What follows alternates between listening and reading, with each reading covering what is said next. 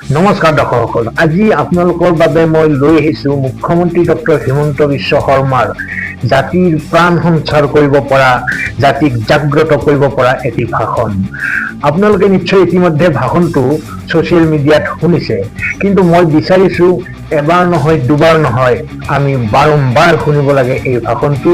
কেৱল সেয়াই নহয়, এই ভাষণটো আমি আমাৰ সন্তানক, আমি আমাৰ বন্ধু বান্ধৱৰ সৈতে শ্বেয়াৰ কৰিব লাগে আৰু সেইমতে আমি কামত অগ্ৰসৰ হ'ব লাগে। আহক ভাষণটো শুনি লওঁ। আজি যদি 1 লাখ ল'ৰা ছোৱালীয়ে কিবা এটা ব্যৱসায় আৰম্ভ কৰে, ৰেষ্টুৰেণ্ট খোলে, হোটেল খোলে, বিউটি পাৰ্লাৰ খোলে, যি কৰক, দুজনকৈ যদি ল'ৰাকো আপোনালোকে লগত ৰাখে, 1 লাখক 2 দি পূৰণ কৰিলে কিমান হ'ল? 2 লাখ হ'ল। আমি উদ্যোগ আনিলো, জাগিৰোডত ছেমি কণ্ডাক্টৰ আহিলে, 30,000 ল'ৰা ছোৱালীয়ে তাত কাম কৰিব। 30,000 ল'ৰা ছোৱালীয়ে যদি তাত কাম কৰে, তেওঁলোকৰ ল'ৰা ছোৱালীক পঢ়িবৰ কাৰণে স্কুল লাগিব, মহিলাক বিউটি পাৰ্লাৰ লাগিব, পুৰুষক চুলি কটাৰ ব্যৱস্থা লাগিব, ৰেচন লাগিব, খোৱা বস্তু লাগিব, ড্ৰাই ক্লিনাৰ লাগিব, ফলৰ দোকান লাগিব, গাখীৰৰ দোকান লাগিব। চাপৰত আমাৰ তাপবিদ্যুৎ প্ৰকল্প হৈ আছে, 50,000 কোটি টকাৰ বিনিয়োগ হ'ব। অকল ৰেল ষ্টেচনৰ পৰা চাপৰৰ মাজত কয়লা আপ এণ্ড ডাউন কৰিবৰ কাৰণে 200খন ট্ৰাক লাগিব। এই কামবিলাক কোনে কৰিব? উদ্যোগত কৰ্মচাৰীয়ে কাম কৰিব। আকৌ উদ্যোগক সেৱা কৰিবৰ বাবে আমাক যুৱ ব্যৱসায়ী লাগিব। কেণ্টিন হ'ব, গ্ৰচাৰী দোকান হ'ব। আমি এই কথাবোৰ চিন্তা নকৰাৰ কাৰণে সাধাৰণতে বাহিৰৰ পৰা মানুহ আহে, এই কামবিলাক বাহিৰৰ পৰা অহা মানুহসকলে কৰে। এতিয়া আমাৰ অসমীয়া ল'ৰা ছোৱালীয়ে ব্যৱসায় আৰু অৰ্থনীতি, আমি দুইটাই আমাৰ হাতত ল'ব লাগিব। নহ'লে আমাৰ জাতিটো এটা সময়ত নোহোৱা হৈ যাব।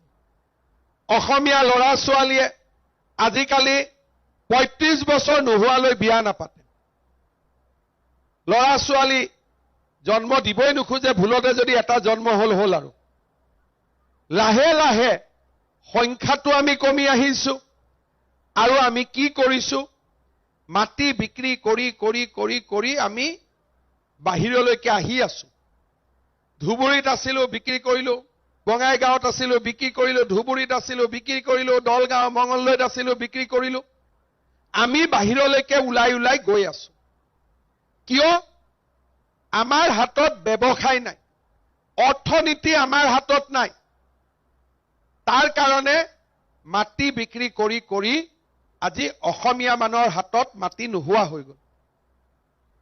আমাৰ জাতিটোৱে 3য় আৰু 4ৰ্থ শ্ৰেণীৰ চাকৰি কৰি আমাৰ জাতিটো কেতিয়াও শক্তিশালী হ'ব নোৱাৰে। যদি এচাম কাম কৰিব পৰা উদ্যোগী যুৱক যুৱতীক আমি সৃষ্টি কৰিব নোৱাৰো, আমাৰ জাতিটোৰ ভৱিষ্যত অত্যন্ত বেয়া হ'ব, আৰু আমি নিজৰ মাটিতে এদিন আমি ভগনীয়া হ'ম। সেইকাৰণে আমাৰ চৰকাৰৰ প্ৰচেষ্টা যে আমি উদ্যোগীকৰণ কৰিম, চৰকাৰী চাকৰি সৃষ্টি কৰিম, লগতে আমি এচাম সফল ব্যৱসায়ী আৰু এণ্টাৰপ্ৰেনিয়ৰ, উদ্যোগী উদ্যমিতা থকা যুৱক যুৱতীক আমি নিৰ্মাণ কৰিম। এই 5 বছৰত বহুত উদ্যোগ আহিব, ডেভেলপমেণ্ট হ'ব। এতিয়া আপোনালোকে চিন্তা কৰক, গহপুৰত সুৰংগ নিৰ্মাণত কিমান খৰচ হ'ব? 18,000 কোটি টকা। তাত কিমান কাম ওলাব? শিল দিয়া মানুহ লাগিব, চিমেণ্ট দিয়া মানুহ লাগিব, কাম কৰা মানুহ লাগিব। কণ্ট্ৰেক্টৰে ক'ৰ পৰা মানুহ আনিব? ধুবুৰীৰ পৰা মানুহ আহিব, বৰপেটাৰ পৰা আহিব। এইবাৰ আমাৰ ল'ৰা ছোৱালীয়ে কাম কৰিব শিকিব লাগিব, যে আমি কাম কৰিম, বেলেগক কাম কৰিব নিদিওঁ। আমি এটা কৰ্মমুখী জাতি নিৰ্মাণ কৰিব লাগিব। মই কাকো বেয়া নাপাওঁ মনেদি, কিন্তু অসমীয়া হিচাপে মোৰ তেতিয়া বেয়া লাগে যেতিয়া আমাৰ মিয়া মুছলমানসকলে প্ৰেছ কনফাৰেন্স কৰি কয় যে আমি যদি কাম নকৰো অসমীয়া খাব নোপোৱা হ'ব। এইটো আমাৰ জাতিটোৰ কাৰণে কিমান ডাঙৰ এটা বদনাম আপোনালোকে চিন্তা কৰক। ধিঙত যেতিয়া এটা ধৰ্ষণ ঘটনালৈ গণ্ডগোল হৈছিলে, আপাৰ আছামৰ মানুহে তাৰ বিৰুদ্ধে আন্দোলন কৰিছিল। তেতিয়া তেওঁলোকে নগাঁৱত প্ৰেছ কনফাৰেন্স কৰি কৈছিলে যে আমি আপাৰ আছামত আজিৰ পৰা আৰু মাছ নপঠাওঁ, মানুহে মাছ খাব নাপাব।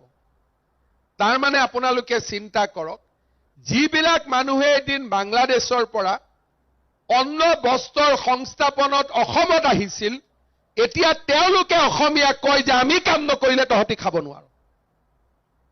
তাৰ মানে কিমান পৰিৱেশৰ পৰিৱৰ্তন হ'ল। নিজৰ মাটিতে আজি আমি বেলেগৰ কথা শুনিবলগীয়া হৈছে যে আমি যদি কাম নকৰো তহঁতি খাব নোপোৱা হবি, আমি যদি খেতি নকৰো খেতি কৰা মানুহ নাপাবি, আমি যদি মাছ উৎপাদন নকৰো তহঁতি মাছ খাব নাপাবি, আমি যদি গাখীৰ নিদিও তহঁতি গাখীৰ খাব নাপাবি, আমি যদি শাক পাচলিৰ খেতি নকৰো তহঁতি আলু বন্ধাকবি ওলকবি খাব নোৱাৰিবি। আজি কাৰ্যত এইটোৱে হৈছে। আৰু আমাৰ অসমীয়া মানুহে এই কথাবোৰ নীৰৱে শুনে, শুনি কি কয় যে সিহঁতি নকৰিলে কাম কোনে কৰিব? কি ভগৱানে আমাক দুটা ভৰি দিয়া নাই? ভগৱানে আমাক দুখন হাত দিয়া নাই? তেওঁলোকেও কাম কৰক, আমি বাধা দিয়া নাই, কিন্তু আমি কাম কৰিব নোৱাৰো বুলি এই বদনামটো আমি কেনেকে ল'ব পাৰো?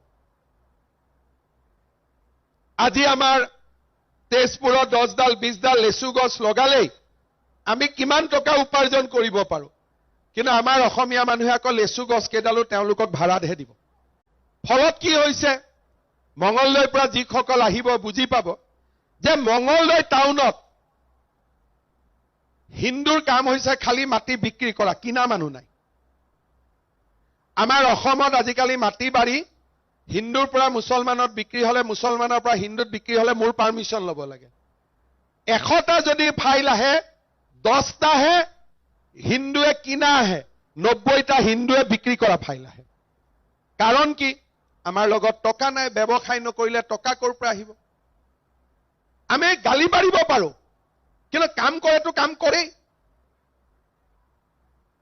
সেইকাৰণে মইতো ক'ব নোৱাৰো যে তই কাম নকৰিবি, তই যদি কাম নকৰ কোনে ইয়াতে মাছ দিব? আমাৰ অসমীয়া ল'ৰা ছোৱালীয়ে ক'ব লাগিব ঠিক আছে তেওঁলোকে কৰক, কিন্তু তেওঁলোকে যদি এটা ফিচাৰী বনাইছে আমিও দুটা ফিচাৰী আমিও বনাম।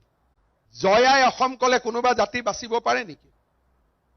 জয়াই অসমটোতো মন্ত্ৰ নহয় যে উচ্চাৰণ কৰিলে ভগৱানে আমাক আহি দি থৈ যাব, যা দিলো ফু মাৰি দিলো, তই জয়াই অসম কৈছ। আন্দোলনৰ সময়ৰ পৰাই অসমীয়া ল'ৰা ছোৱালীয়ে কাম নকৰি শ্লোগান দিব শিকি গ'ল। ভাল ভাল শ্লোগান দিয়ে। শ্লোগানে এটা জাতিক জীয়াই ৰাখিব নেকি? কামৰ কাৰণে এতিয়া আমি আগবাঢ়ি যোৱাৰ সময় হ'ল। আৰু যদি কৰ্মমুখী আমি নহওঁ আমাৰ জাতিটো কেতিয়াও জীয়াই থাকিব নোৱাৰে। আগত কমপ্লেইন আছিলে, টকা দি চাকৰি ল'ব লাগে, কমপ্লেইন খতম। কাম কৰিব খোজো, টকা ক'ত পাম? এতিয়া টকাও আপোনালোকৰ হাতত দিলো, আৰু কি কৰিব পাৰিম? বোলে মুখ্যমন্ত্ৰীয়ে ৰাতিপুৱা ভাতটো বনাই খুৱাই দিব লাগে, সেইটো হলে বেলেগ কথা, কিন্তু পৰিৱেশ এটা আমি আপোনালোকক দিছো। আৰু পৃথিৱীত কোনো চৰকাৰ নাপাব যোনে ইমান খোল্লা কৰি অসমীয়াৰ হৈ কথা কৈ থাকে। মোৰ ওপৰত গোটেই ভাৰতত কিমান কেছ হৈছে তাৰ হিচাপ নাই এইবিলাক কথা কৈ থাকো কাৰণে। কিন্তু কিয় কওঁ? কাৰণ নিজৰ চকু দি এটা জাতি ধ্বংস হোৱাটো দেখা পাব নোৱাৰি। সেইকাৰণে আপোনালোকে সুযোগ লওক, পুৰা সুযোগ লওক। চৰকাৰৰ কাম কাজ আপোনালোকে কৰক, ব্যৱসায় আপোনালোকে কৰক, আৰু উৎপাদন আপোনালোকে কৰক। আমি কাকো মানা নকৰো, তেওঁলোকো কৰক, কিন্তু আপোনালোকেও কৰক। কাৰণ নিজৰ জাগাত কাম কৰাৰ অধিকাৰ আমাৰ প্ৰথম আছে, কাৰণ আমাৰ দেশ এইখন আমাৰ ৰাজ্য। এই কথাবোৰ যদি আমি অনুভৱ কৰিব পাৰো, এই কথাবোৰ যদি আমি বুজিব পাৰো, আমাৰ ৰাজ্যখন আগবাঢ়ি যাব, জাতিটো জীয়াই ৰাখিব পাৰিম। আৰু এইটোৱে অসমীয়াৰ শেষ সময়। আমাৰ অসমত ইমান বাওপন্থীৰ সৃষ্টি হৈছে, আমাৰ অসমত ইমান তথাকথিত ধৰ্ম নিৰপেক্ষ ব্যক্তিৰ জন্ম হৈছে, আমাৰ পিছত হয়তো আৰু অসমীয়াৰ কাৰণে কথা কোৱা ৰাজনৈতিক দল আৰু নাথাকে। আজি আপোনালোকে চিন্তা কৰক, আমাৰ অসমত এজন অসমীয়াই যদি এক কথা মাটি দখল কৰে ডিচিৰ নটিছৰ পিছত নটিছ আহিব আৰু তেওঁলোকে কিমান দখল কৰি ৰাখিছিলে 40 লাখ বিঘা মাটি মোৰ যদি মই কবাত 1 বিঘা মাটি দখল কৰো কিমান অত্যাচাৰ হ'ব ডিচি এছপিৰ পৰা কিন্তু তেওঁলোকে কিমান দখল কৰিলে 40 লাখ বিঘা কোনো চাওঁতাই নাই ওৰাঙতো দখল কৰিলে কাজিৰঙাতো কৰিলে আমাৰ মানুহে কাজিৰঙাত মাটি দখল কৰাৰ সাহস কৰিব পাৰিব নেকি গৰুখুটি লামনিং ইটো হিটো আমি কিমান উলিয়ালো 1.5 লাখ বিঘা আৰু অহাবাৰ মই কিমান খালি কৰিম বুলি কৈছো 5 লাখ বিঘা এনেকে কোৱা মুখ্যমন্ত্ৰী নাপাব আৰু ডাইৰেক্ট কোৱা যে 1.5 লাখ খেদিলো আৰু 5 লাখ অহাবাৰ খেদিম কিন্তু নিজে কিনা মাটিৰ পৰা মই খেদিব নোৱাৰো পাৰিম জানো গতিকে নিজে কিনা মাটিতটো মোৰ অধিকাৰ নাই আমি বেদখলৰ পৰাহে খালি কৰিব পাৰো যদি আমাৰ মানুহে মাটি বিক্ৰী কৰি থাকে আমি কোৰ পৰা ৰাতিটোক ধৰি ৰাখিম কিন্তু টকা নহলে ছোৱালীৰ বিয়া পাতিবতো বিক্ৰী কৰিবই লাগিব লৰাক পঢ়াবৰ কাৰণে বিয়া পাতিবই লাগিব গতিকে অসমীয়াই এতিয়া টকা ইনকাম কৰিব শিকিব লাগিব অসমীয়ায়ো ব্যৱসায় কৰিব শিকিব লাগিব অসমীয়ায়ো কপালৰ ঘাম মাটিত পেলাই কাম কৰিব শিকিব লাগিব আৰু সেই কাৰণে মই এই CM ট্ৰিপল আঁচনিখন আনিছো পিছত যদি লাগে নহয় মামা 2 লাখ কম হৈছে আৰু 1 লাখ দিয়ক মই আৰু 1 লাখ দিব ৰাজি আছো এই সময়তে আমি জাতিটোক পুনৰ নিৰ্মাণ কৰিব লাগিব আৰু অসমখন আমি সুজলা সুফলা কৰি গঢ়ি তুলিব লাগিব